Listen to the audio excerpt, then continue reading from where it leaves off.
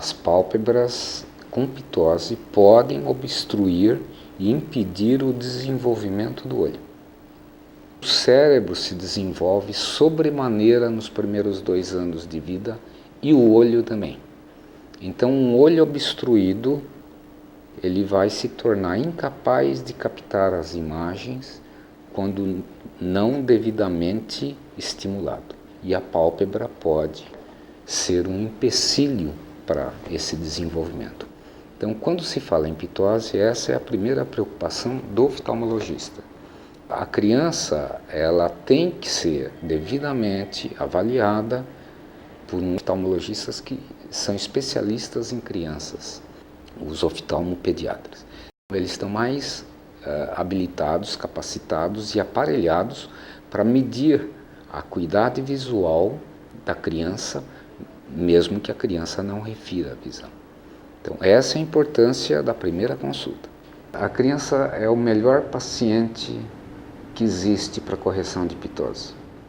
Do ponto de vista técnico, se corrige a partir dos 2 anos e meio, 3 anos, porque é quando eu consigo tomar todas as medidas para definir a técnica exata. A criança tem plena consciência da sua autoimagem. Então, é aquela pergunta, desde quando a criança se olhando no espelho se reconhece como aquela imagem sendo a dela? Eu diria que desde sempre. Principalmente as meninas, elas se olham e elas estão na frente do espelho já com 1 ano, 2 anos. O sofrimento vem muito antes do que a gente imagina. Essa idade de 3 anos é ideal porque, se demorar demais, ela vai para a escola e na escola ela vai começar a sofrer a discriminação pelo problema. Então ela pode alterar a personalidade tanto para agressividade como para timidez. A maioria dos casos que eu tenho observado, os pacientes se encapsulam, elas ficam tímidas. Alguns fazem o contrário, que elas saem batendo em quem faz chacota. O que, tanto para um lado como para o outro, são distúrbios indesejáveis no crescimento da criança. Aos 3 anos, a criança ainda tem possibilidade de, depois de elevar a pálpebra, volta a repetir como oftalmologista, recuperar plenamente a visão, com correção adequada de óculos, estimular o olho, se ele for preguiçoso, fazendo tampão no olho bom, forçando o olho a enxergar. A pitose pode causar 2 danos. Um é o funcional, que é o pior. O olho vai deixar de se desenvolver, ele não aprende a captar a imagem, levando ao que se chama cegueira funcional, ou ambliopia. O indivíduo vai descobrir aos 18 anos, quando vai fazer o alistamento militar, fecha um olho e vai notar que ele não enxerga com aquele da pitose. Isso ocorre também em problemas de grau. Então, o paciente tem um grau diferente num olho, muito diferente do outro, e o olho mais anormal, que tem mais grau, tanto para mais como para menos, como para miopia, como para hipermetropia, ele tende a não captar a imagem. E ele usa o olho melhor para captar a imagem e esquece o outro. Esse esquecer, às vezes, leva a um desbalanço muscular que faz com que o indivíduo apresente estrabismo. As pitoses podem ser tratadas todas cirurgicamente. Não há tratamento clínico para a pitose. Quer dizer, não, é uma doença que afeta músculo e não há tratamento medicamentoso. Quer dizer, não há colírios, não há remédios por via oral. Na pitose congênita, o paciente vem com 6 meses, eu costumo acompanhar a criança a cada 6 meses, por 1 ano e meio, 2 anos, quando então ela consegue me referir tanto à acuidade, como ela consegue colaborar comigo para que eu possa medir a força dos dois músculos. A pálpebra tem dois músculos para elevá-la. Então, a dificuldade da cirurgia, da correção da ptose, é que é uma equação com duas incógnitas. Cirurgia extremamente capciosa, uma das mais difíceis que tem. E realmente testa a minha humildade. Fazendo essa cirurgia por mais de 30 anos, eu costumo falar nas minhas aulas, eu vou morrer sem ter certeza de que eu acertei. Então o paciente vem, doutor, o senhor me dá a garantia de 100%? Não, eu tenho que passar todas as minhas inseguranças em relação a uma certa imprevisibilidade de resultado da correção. Nem sempre se acerta em 100% dos casos na primeira cirurgia. Então você às vezes tem que fazer um ajuste. Geralmente o ajuste é para mais, né? Porque o olho fica um pouquinho mais baixo. Por quê? Porque nós estamos falando em milímetros. 2 milímetros é suficiente para a ptose ser aparente.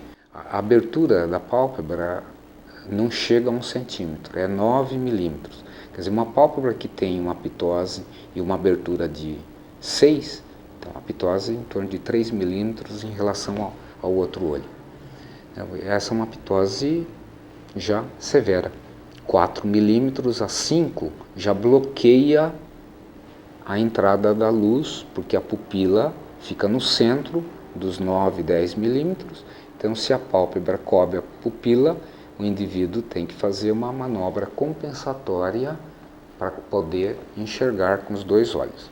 Então, normalmente, ele tem uma posição de cabeça com o queixo erguido, e numa criança muito pequena, numa ptose bilateral, ela realmente vai ter problema até de postura, de coluna, e vai ser desajustada do ponto de vista do desenvolvimento motor. A cirurgia da ptose em criança congênita, sempre anestesia geral, embora o melhor seja que eu consiga fazer com o local, paciente colaborando. Elas levam em torno de 1 hora, não é uma cirurgia demorada, mas a cirurgia ela é, do ponto de vista diário, uma cirurgia pequena, mas extremamente técnica, porque eu tenho que localizar o músculo e fazer a devida correção na medida exata. Então, é uma cirurgia de precisão. Delaminando a pálpebra, você tem vários níveis e em cada nível você tem um músculo diferente. Então há que se entender da anatomia para atuar no músculo, primeiro, correto.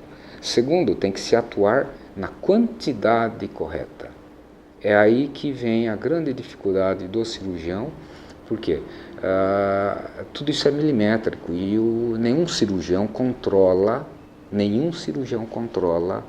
a cicatrização. Então, a cicatrização é individual. Há quem retraia mais na cicatrização, há quem retraia menos na cicatrização.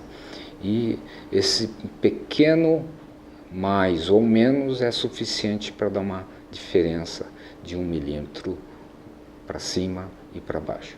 Daí eu dizer que 100% na primeira cirurgia não dá para garantir, mas existe, primeiro, a necessidade de se estabelecer a técnica cirúrgica, segundo, quantificar e depois executar. Então, determinar a técnica, que às vezes pode ser até mista, você pode associar duas técnicas, você tem que realmente examinar. E o paciente tem que colaborar. Então, olhar para cima, olhar para baixo, ele tem que ter um fenômeno protetor, porque toda boa correção de ptose deixa um entreaberto quando o paciente dorme. Essa é outra preocupação, muito mais a ver com os pais do que com o paciente em si. Porque o paciente bem operado de ptose pode deixar uma lacuna, uma frestazinha ao dormir que mostra o branco dos olhos. E aí a mãe vem desesperada: doutor, meu filho não fecha mais os olhos. Infelizmente é uma condição que, se você encurta, você eleva, vai ter um déficit para fechar, que é normal. Então, e que normalmente não dá queixa nenhuma em paciente nenhum. Ele pode ter algum problema inicial nas primeiras semanas, mas a gente vai medicar para proteger o olho, mas normalmente se compensa, isso aí não traz nenhum transtorno para o indivíduo. A criança com ptose, quando os pais dizem, o doutor vai elevar a pálpebra, ele não reage como um adulto, já prevendo todo o sofrimento da cirurgia. A criança tem um pensamento mágico.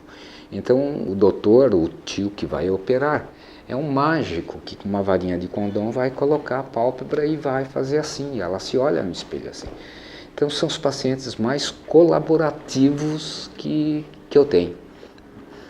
E no dia seguinte, quando ela se vê no espelho, quando eu tiro o tampão, quando ela se vê no espelho que ela está normal, existe uma metamorfose em muitas crianças. Ela muda a personalidade. Ela fica eufórica, ela fica alegre, ela fica até acima do normal. Ela fica muito sociável quando ela era fechada. Então, esse lado da cirurgia, que é a reabilitação do paciente para os contatos e para o normal desenvolvimento, visto a melhora da sua autoimagem, é uma coisa extremamente gratificante.